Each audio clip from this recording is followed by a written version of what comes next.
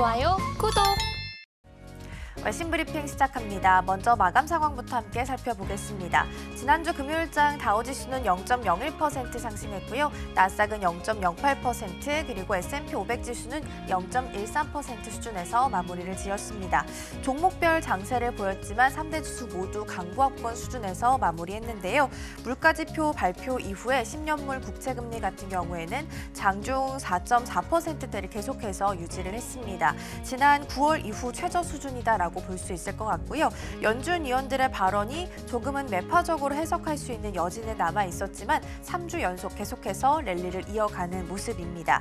이번 주 미국은 추수감사절 연휴를 맞이합니다. 거기다가 블랙 프라이데이로 조기 폐장까지 예정이 되어 있는데요. 즉 전체적으로 봤을 때는 거래 시간이 굉장히 짧을 것으로 보입니다. 이번 주 또 FOMC 의사록 발표 있고요. 엔비디아의 실적을 주시하면서 이번 주는 계속해서 주시하면서 움직일 것으로 보입니다.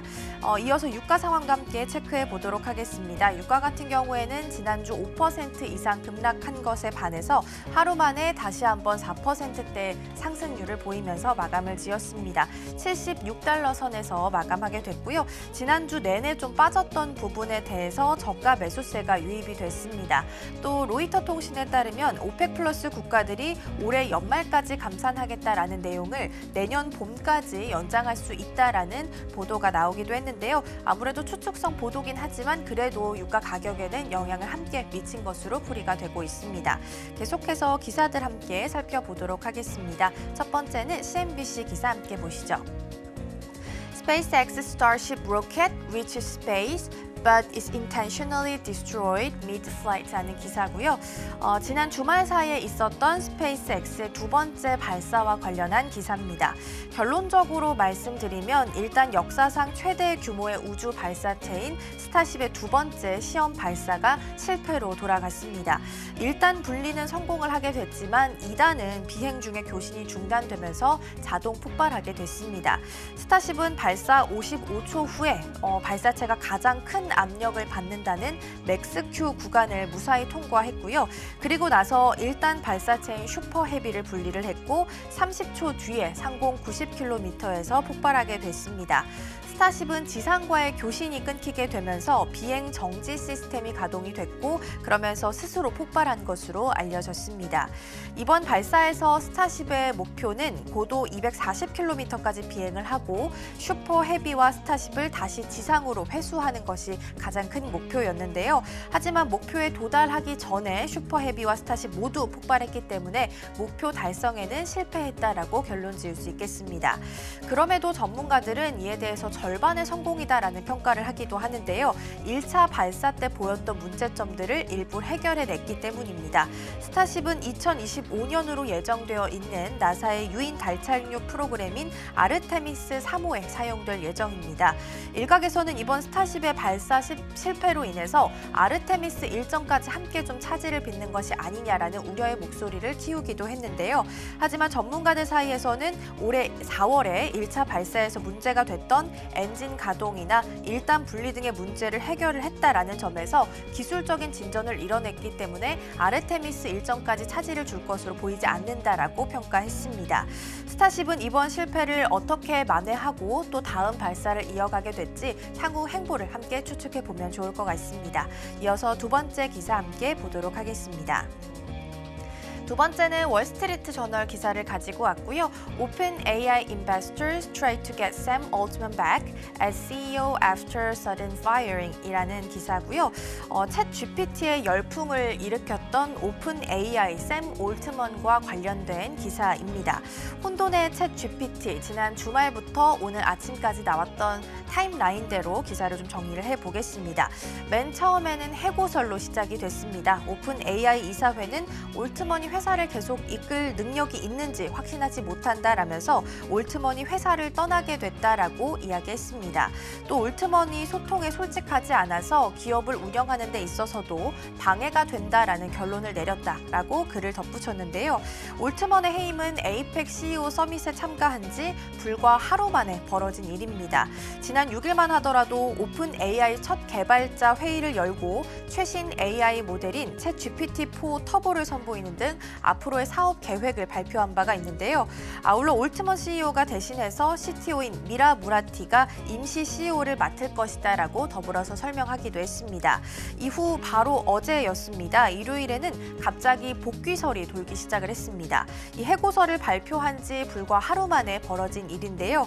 오픈 AI 이사회가 올트먼이 복귀를 다시 검토하고 나섰다라는 소식이 전해지게 된 겁니다. 아마도 해고설이 이렇게 나게 되면서 투자자들의 반발이 거세지게 되자 이에 대한 대응을 한 것으로 풀이가 되고 있습니다. 일부 투자자들은 오픈 AI의 최대 주주인 마이크로소프트의 올트먼의 복귀를 위한 도움을 요청했다라고 알려지고 있는데요. 특히 투자자들은 이 해임 결정과 관련해서 사전에 통보를 전혀 받지 못했고 또 이사회의 의견을 낼 기회조차 얻지 못했다라는 점에 대해서 지적을 하고 나섰습니다. 생성형 AI 열풍을 맨 처음부터 지금까지 거의 주도했다라고 볼 수 있는 인물이기 때문에 작년 말부터 올해까지 시장을 빛냈다 해도 과언이 아닌데요. 이번 해임으로 인해서 오픈 AI 내부 갈등이 수면 위로 드러났다라는 이야기도 나오고 있습니다. 이번 이슈로 어떤 방향을 좀 매듭을 짓게 될지 향후 행보 유의 깊게 지켜보셔야겠습니다.